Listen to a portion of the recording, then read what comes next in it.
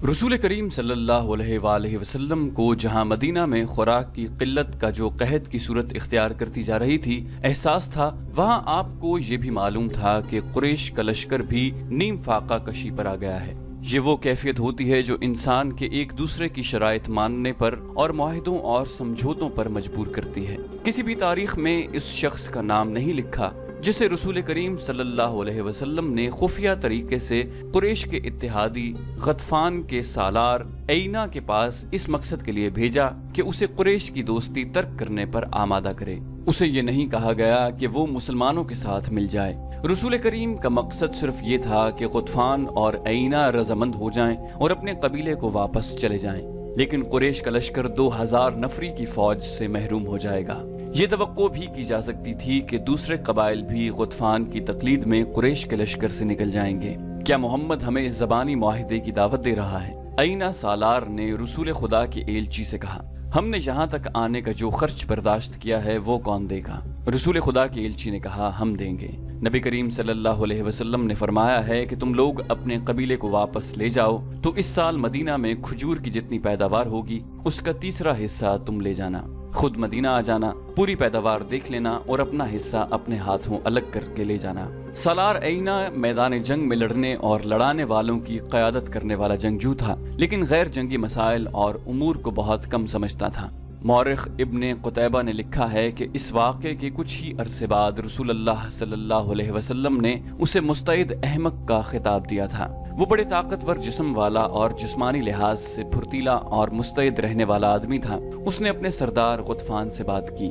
गतफान ने कहा, खुदा की कसम मोहम्मद ने हमें कमजोर समझकर ये पैगाम भेजा है। उसके एलची से पूछो कि मदीना के अंदर लोगों को भूख का सामना नहीं, हम उन्हें भूख से निढाल करके मारेंगे। क्या तुम देख नहीं रहे कि हमारा अपना लश्कर भूख से निढाल हो रहा है? सालार ऐना ने कहा, मदीना वाले अपने घरों में बैठे हैं, हम अपने घरों से बहुत दूर आ गए हैं। क्या लश्कर में तुम बेइत्मीनानी नहीं देख रहे? क्या तुमने देखा नहीं कि हमारी कमानों से निकले हुए तीर अब इतनी दूर तक नहीं जाते जितनी दूर उस वक्त जाते थे जब तीरंदाजों को पेट भर कर खाना मिलता था। उनके बाजुओं में कमाने खींचने की ताकत नहीं रही। क्या इसका फैसला तुम करोगे कि हमें मोहम्मद को क्या जवाब देना चाहिए? गतफान ने पूछा, या मैं फैसला करूंगा जो कबीले का सरदार हूँ? खुदा की कसम, मैदान जंग में जो फैसला मैं कर सकता हूँ वो तुम नहीं कर सकते, सालार ऐनिया ने कहा। और मैदान जंग से बाहर जो फैसला तुम कर सकते हो वो फैसला मेरी अक्ल नहीं कर सकती। मेरी अक्ल तलवार के साथ चलती है, मगर यहाँ मेरी फौज की तलवारें और बर्छियां और हमारे तीर मायूस हो गए हैं। हम खंदक के पार नहीं जा सकते। हमें मोहम्मद की बात मान लेनी चाहिए। और उन्होंने रसूल करीम सल्लल्लाहु अलैहि वसल्लम की बात मान ली। एलची उम्मीद अफजा जवाब लेकर आ गया। उसे कुरैश का कोई आदमी नहीं देख सका था, क्योंकि गतफान की फौज मुहासरे के किसी और मकाम पर थी।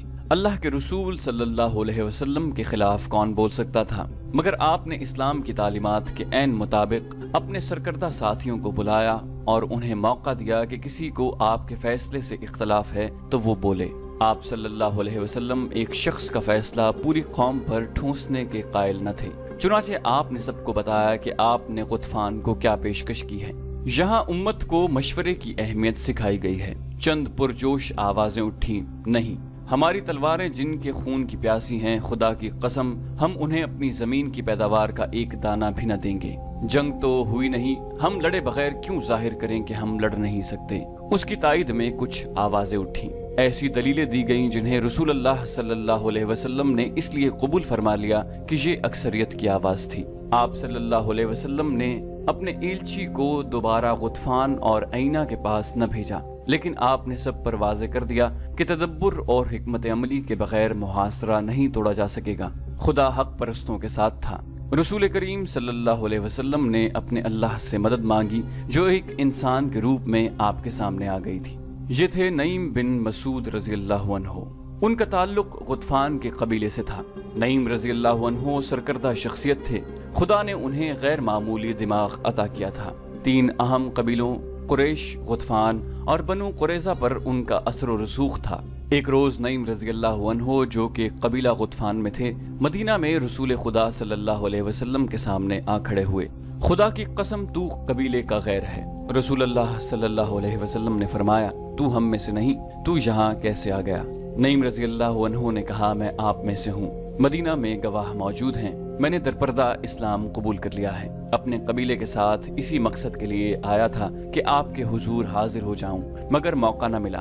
پتہ چلا کہ آپ نے میرے قبیلے کے سردار اور سالار کو قریش سے دوستی ترک کر کے واپس چلے جانے کا پیغام بھیجا تھا، اور آپ صلی اللہ علیہ وسلم نے اس کا معاوضہ بھی بتا دیا تھا، لیکن آپ نے بات کو مزید آگے نہ بڑھایا۔ رسول خدا صلی اللہ علیہ وآلہ وسلم نے پوچھا، اللہ کی تجھ پر رحمت ہو، کیا تو بات کو آگے بڑھانے آیا ہے؟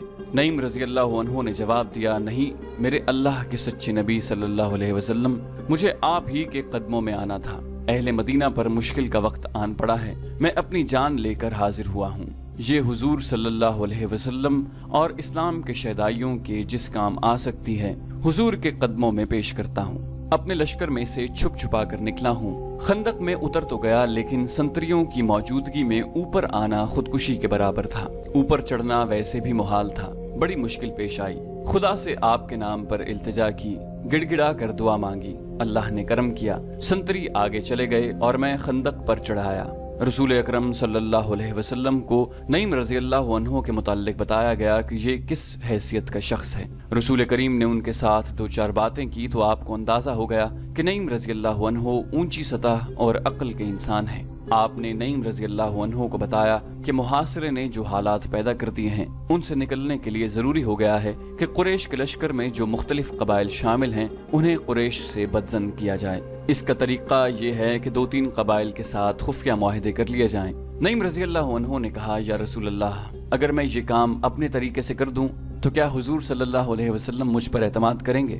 رسول اللہ نے فرمایا، تجھ پر اللہ کی رحمت ہو نعیم، میں تجھے اور تیرے نیک ارادوں کو اللہ کے سپرد کرتا ہوں، میں واپس اپنے قبیلے میں چلا جاؤں گا۔ نعیم نے کہا، لیکن یہ نہیں بتاؤں گا کہ میں مدینہ میں آیا تھا، یہاں سے میں کعب بن اسد کے پاس جا رہا ہوں، میرے اللہ کے رسول میری کامیابی کے لیے دعا فرمائیں۔ مدینہ میں رات کو پہرے بڑے سخت تھے، پیچھے کی طرف خندق نہیں تھی، ادھر پہاڑیوں نے قدرتی دفاع مہیا کر رکھا تھا، ادھر پہرے داروں اور گشتی سنتریوں کی تعداد زیادہ رکھی گئی تھی، اور شہر کے کسی آدمی کا بھی ادھر جانا بڑا مشکل تھا۔ رسول اکرم نے نعیم کے ساتھ اپنا ایک آدمی بھیج دیا تھا تاکہ کوئی سنتری انہیں روک نہ لے۔ یہ آدمی نعیم رضی اللہ عنہ کو مدینہ کے ساتھ باہر تک چھوڑ کر واپس آ گیا۔ رات کا پہلا پہر تھا جب نعیم رضی اللہ عنہ بنو قریظہ کی بستی میں کعب بن اسد کے دروازے پر پہنچے۔ دروازہ غلام نے کھولا۔ تم مجھے اچھی طرح جانتے ہو نا کعب؟ نعیم نے پوچھا۔ نعیم بن مسعود کو کون نہیں جانتا؟ کعب نے کہا، غطفان کے قبیلے کو تجھ جیسے سردار پر بہت فخر ہوگا۔ کہو نعیم، رات کے اس پہر میں تمہاری کیا خدمت کر سکتا ہوں؟ میں نے 10 دنوں کی مہلت مانگی تھی، ابھی تو 6-7 روز گزر گئے ہیں۔ میں نے مسلمانوں پر شب خون مارنے کے لیے آدمی تیار کر لیے ہیں، کیا تم یہی معلوم کرنے آئے ہو؟ نعیم رضی اللہ عنہ نے کہا، میں اسی سلسلے میں آیا ہوں۔ تم بے وقوف ہو کعب، تم نے قریش کے ساتھ کس بھروسے پر معاہدہ کر لیا ہے؟ مجھ سے نہ پوچھنا کہ میرے دل میں تمہاری ہمدردی کیوں پیدا ہوئی۔ میں مسلمانوں کا بھی ہمدرد نہیں، کیونکہ میں مسلمان نہیں۔ تم اچھی طرح جانتے ہو میرے دل میں انسانیت کی ہمدردی ہے۔ میرے دل میں ہمدردی ہے تمہاری ان خوبصورت اور جوان بیٹیوں، بیویوں اور بہنوں کی جو مسلمانوں کی لونڈیاں بن جائیں گی۔ تم نے قریش سے بڑا ہی خطرناک معاہدہ کر لیا ہے، لیکن اس کی ضمانت نہیں لی کہ اہل قریش تمہیں مسلمانوں سے بچا لیں گے۔ ہم نے بھی قریش کے ساتھ معاہدہ کیا ہے، لیکن کچھ ضمانت بھی لی ہے۔ کعب بن اسد نے پوچھا، کیا قریش جنگ ہار جائیں گے؟ نعیم نے کہا، وہ جنگ ہار چکے ہیں۔ کیا یہ خندق انہیں شہر پر حملہ کرنے دے گی؟ قریش کے لشکر کو بھوک نے بے حال کرنا شروع کر دیا ہے، میرا قبیلہ بھوک سے پریشان ہو گیا ہے۔ میں نہیں چاہتا کہ کل تم میرے قبیلے کو بدنام کرو کہ غطفان تمہیں مسلمانوں کے رحم و کرم پر چھوڑ گئے تھے۔ تم مسلمانوں پر حملہ کر کے انہیں اپنا دشمن بنا لو گے اور قریش اور ہم محاصرہ اٹھا کر واپس چلے جائیں گے۔ اپنے دونوں قبیلوں قینقاع اور بنو نذیر کا انجام جو مسلمانوں کے ہاتھوں ہوا تھا وہ تمہیں یاد ہوگا۔ کعب بن اسد پر خاموشی طاری ہو گئی۔ میں جانتا ہوں کہ تم نے قریش سے کتنی اجرت لی ہے، نعیم نے کہا، لیکن یہ خزانہ جو تم ان سے لے رہے ہو، یہ خوبصورت لڑکیاں جو ہوئی بن اخطب نے تمہارے پاس بھیجی ہیں، یہ سب مسلمانوں کی ملکیت ہو جائے گی اور تمہارا سر تمہارے تن سے جدا ہو جائے گا۔ تو کیا میں قریش سے معاہدہ توڑ دوں؟ کعب نے پوچھا۔ معاہدہ نہ توڑو، نعیم نے کہا، انہیں ابھی ناراض نہ کرو، لیکن اپنی حفاظت کی ان سے ضمانت لو۔ عرب کے رواج کے مطابق انہیں کہو کہ ان کے اونچے خاندانوں کے کچھ آدمی تمہیں یرغمال کے طور پر دے دیں۔ اگر انہوں نے اپنے چند ایک معزز اور سرکردہ آدمی دے دیے تو یہ ثبوت ہوگا کہ وہ معاہدے میں مخلص ہیں۔ काब बिन असद ने कहा, ठीक है नईम, मैं उनसे यरगमाल में आदमी मांगूंगा।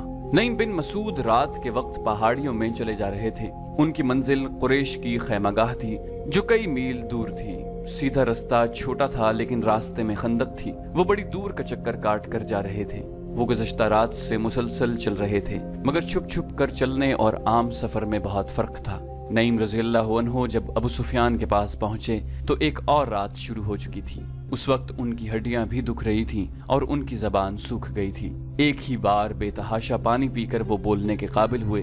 अबू सुफियान नईम की दानिशमंदी और तदब्बुर से मुतासिर था। तुम्हारी हालत बता रही है कि तुम अपने लश्कर में से नहीं आए। अबू सुफियान ने नईम से पूछा, कहाँ से आ रहे हो? नईम बिन मसूद ने जवाब दिया, बहुत दूर से, जासूसी की एक मुहिम से आ रहा हूँ। तुम लोग बनु कुरैजा के साथ मुआहिदा कर आए हो। क्या तुम भूल गए थे कि यहूदियों को हमारे साथ जो दिलचस्पी है वो सिर्फ इसलिए है कि वो इस्लाम को हमारे हाथों यहीं पर खत्म करा देना चाहते हैं। मैं बनु कुरैजा के 2 दोस्तों से मिल आया हूँ और मुझे मदीना का भी एक पुराना दोस्त मिल गया है। मुझे पता चला है कि काब बिन असद ने मोहम्मद का साथ नहीं छोड़ा, बल्कि काब ने मुसलमानों को खुश करने का एक नया तरीका सोचा है। तुमने उसे कहा कि वो मदीना में मुसलमानों पर हमला करे। वो अब तुमसे कुरैश के सरकर्दा खानदानों के चंद अफराद यरगमाल में जमानत के तौर पर रखने के लिए मांगेगा, मगर उन्हें वो मुसलमानों के हवाले कर देगा और मुसलमान इन अफराद को कत्ल कर देंगे। फिर यहूदी मुसलमानों के साथ मिल जाएंगे और दोनों हम पर हमला कर देंगे। मैं तुम्हें खबरदार करने आया हूँ कि यहूदियों को यरगमाल में अपना एक आदमी भी न देना। खुदा की कसम नहीं। अबू सुफियान ने कहा, अगर तुम्हारी ये बात सच निकली तो मैं बनु कुरैजा की बस्तियां उजाड़ दूंगा। काब बिन असद की लाश को मैं अपने घोड़े के पीछे बांधकर घसीटता हुआ मक्का ले जाऊंगा। उसने क्या सोचकर हमें धोखा देने की कोशिश की है? उसकी सोच पर आपने शराब और हसीन लड़कियों का तिलिस्म तारी कर दिया है। नईम बिन मसूद ने कहा, क्या शराब और औरत किसी के दिल में खुलूस और दयानतदारी रहने देती है? उसे शराब और औरत किसने दी? अबू सुफियान ने कहा, क्या बदबख्त काब इतनी सी बात न समझ सका कि मैंने उसके साथ जो मुआहिदा किया है उसमें उसकी कौम और उसके मजहब का तहफ्फुज है। अगर मोहम्मद का मजहब इसी तरह फैलता चला गया तो यहूदियत खत्म हो जाएगी। नईम ने कहा, तुम यहूदियों को अभी तक नहीं समझ सके। वो अपने दुश्मन पर भी जाहिर नहीं होने देते कि वो उसके दुश्मन हैं। हुई बिन अख्तब भी यहूदी है। उसने तुम्हारी तरफ से काब को शराब का निस्फ मटका और 2 निहायत हसीन लड़कियां दी हैं। मैं जब काब से मिला तो वो शराब में बदमस्त था और दोनों लड़कियां नीम बरहना हालत में उसके पास थीं। उसने बदमस्ती के आलम में मुझे कहा कि वो अहले कुरैश को उंगलियों पर नचा रहा है। अबू सुफियान ने तलवार के दस्ते पर हाथ मारकर कहा, नईम, मैं मदीना से महासरा उठाकर बनु कुरैजा की नस्ल खत्म कर दूंगा। उसकी ये जुर्रत के कबीला कुरैश के सरकर्दा चंद अफराद को जमानत के तौर पर यरगमाल बनाकर रखना चाहता है। तुम्हें इतना नहीं भड़कना चाहिए अबू सुफियान। नईम ने कहा, ठंडे दिल से सोचो और फैसला करो कि काब को तुम एक भी आदमी यरगमाल नहीं दोगे। मैं फैसला कर चुका हूँ। अबू सुफियान ने कहा, क्या तुम अहले मदीना की कोई खबर दे सकते हो? वो किस हाल में है? वो कब तक भूख बर्दाश्त कर सकते हैं? नईम बिन मसूद को अबू सुफियान के पांव उखाड़ने का मौका मिल गया था। नईम ने कहा, मैं हैरान हूँ अबू सुफियान। अहले मदीना खुश और मुतमईन है। वहाँ भूख के कोई आसार नहीं। खुराक की कमी जरूर है, लेकिन अहले मदीना का जोश और जज्बा ऐसा है कि जैसे उन्हें खुराक की जरूरत नहीं। इसका मतलब ये हुआ कि हमारे महासरे का उन पर कोई असर नहीं हुआ। अबू सुफियान ने कहा। नईम बिन मसूद ने कहा, बिल्कुल नहीं। उन पर महासरे का ये असर है कि वो जोश व खरोश से फटे जा रहे हैं। हमारे यहूदी जासूस हमें बता रहे हैं कि मदीना में खुराक तकरीबन खत्म हो चुकी है। अबू सुफियान ने जरा परेशान होकर कहा, वो झूठ बोलते हैं। नईम ने उसे और ज्यादा परेशान करने के लिए कहा, मैं तुम्हें फिर कहता हूँ कि यहूदियों पर भरोसा न करना। ये बताकर कि मुसलमानों की हालत अच्छी नहीं, वो तुम्हें उकसा रहे हैं कि तुम मुसलमानों को कमजोर समझकर कहीं से खंदक उबूर कर लो और मदीने पर हमला कर दो। वो अहले कुरैश और मेरे कबीले गुतफान को मुसलमानों के हाथों तबाह कराना चाहते हैं। अबू सुफियान ने कहा और अपने गुलामों को आवाज दी, मैं उनकी नीयत मालूम कर लेता हूँ। अक्रिमा और खालिद को बुलाओ। अबू सुफियान ने गुलाम से कहा, नईम बिन मसूद ये कहकर चले गए हैं, मैं अपने सरदार गुतफान को खबरदार करने जा रहा हूँ। खालिद और अक्रिमा आए तो अबू सुफियान ने उन्हें बताया कि नईम उसे काब बिन असद के मुताल्लिक क्या बता गए हैं। गैरों के सहारे लेकर लड़ाइयाँ नहीं लड़ी जाती अबू सुफियान। खालिद ने कहा, आपने ये तो सोचा ही नहीं कि बनु कुरैजा मुसलमानों के साए में बैठे हैं।